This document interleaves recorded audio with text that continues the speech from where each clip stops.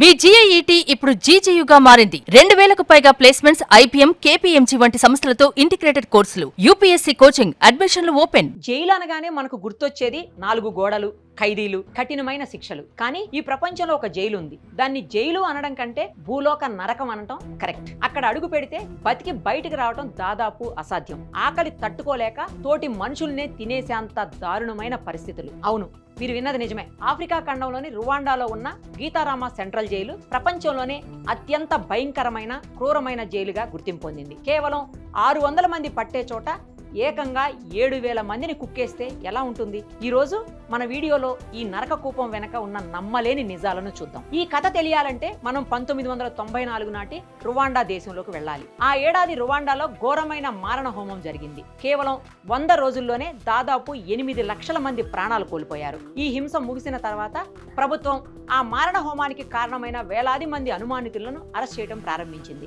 అలా అరెస్ట్ చేసిన వేలాది మందిని ఉంచడానికి నిర్మించిందే ఈ గీతారామ జైలు. నిజానికి ఈ జైలును కేవలం 600 మంది ఖైదీల కోసమే డిజైన్ చేశారు. కానీ రోజు రోజుకు పెరుగుతున్న ఖైదీల సంఖ్యతో అక్కడ దాదాపు 7000 మందికి పైగా ఖైదీలను నిర్బంధించారు. అంటే దాని కెపాసిటీ కంటే 10 రెట్లు ఎక్కువ మందిని ఒకే చోట చేర్చారు. జైలులో స్థలం ఎంత తక్కువగా ఉండేదంటే ఖైదీలకు కూర్చోవడానికి, కనీసం పడుకోవడానికి కూడా చోటు ఉండేది కాదు.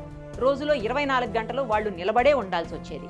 వర్షం వచ్చినా, ఎండ కాసినా ఓపెన్ యార్డ్లో ఒకరినొకరు అంటుకుంటూ నిలబడే ఉండేవారు. ఇలా గంటల తరబడి, రోజుల తరబడి నిలబడడం వల్ల ఖైదీల కాళ్లలో రక్తం గడ్డ కట్టేది. జైలు నేల అంతా మురికి, మలమూత్రాలతో నిండిపోవటం వల్ల ఖైదీల కాళ్లకు తీవ్రమైన ఇన్ఫెక్షన్స్ వచ్చేవి. దీనివల్ల కాళ్లు కుళ్ళిపోయి గాంగ్రీన్ సోకి ప్రాణాలు కాపాడుకోవటం కోసం డాక్టర్లు ఎలాంటి అనస్థీషియా లేకుండానే కాళ్లను కట్ చేయాల్సి వచ్చేది. చాలా మంది ఆ నొప్పికే చనిపోయేవారు. ఇక్కడ పరిశుభ్రత అనే పదానికి అర్థమే లేదు.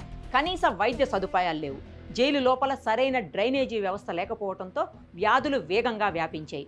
విరేచనాలు, కలరా వంటి రోగాలతో రోజుకు కనీసం 5 నుంచి 10 మంది ఖైదీలు చనిపోయేవారని అంతర్జాతీయ మానవ హక్కుల సంఘాలు అప్పట్లో నివేదించాయి. వీటన్నింటికంటే ఘోరం ఆకలి. జైలులో అందరికీ సరిపడా ఆహారం దొరికేది కాదు.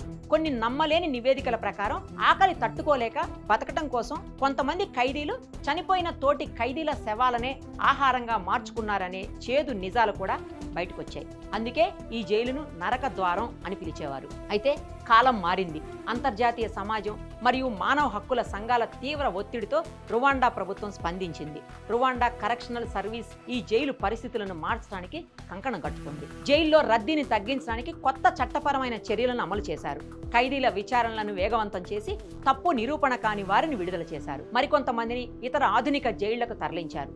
ఖైదీల జీవన ప్రమాణాలను, వారికి అందించే ఆహార, వైద్య సదుపాయాలను మెరుగుపరిచారు. నిన్నటి నరకకూపం నేడు మెల్లమెల్లగా ఒక సంస్కరణ కేంద్రంగా మారుతోంది. ఒక దేశంలో జరిగిన మారణ హోమం ఎలాంటి దారుణ పరిస్థితులకు దారితీస్తుందో చెప్పడానికి గీతారామ జైలు ఒక సజీవ సాక్ష్యం. క్రూరత్వానికి హద్దులు దాటిన ఆ రోజులు గడిచిపోయినా ఆ జైలు గోడలు పడ్డ బాధలు మాత్రం చరిత్రలో ఎప్పటికీ నిలిచిపోతాయి. మరి గీతారామ జైల్లో జరిగిన ఈ దారుణ పరిస్థితులపై మీ అభిప్రాయం ఏంటని కూడా కామెంట్ చేయండి.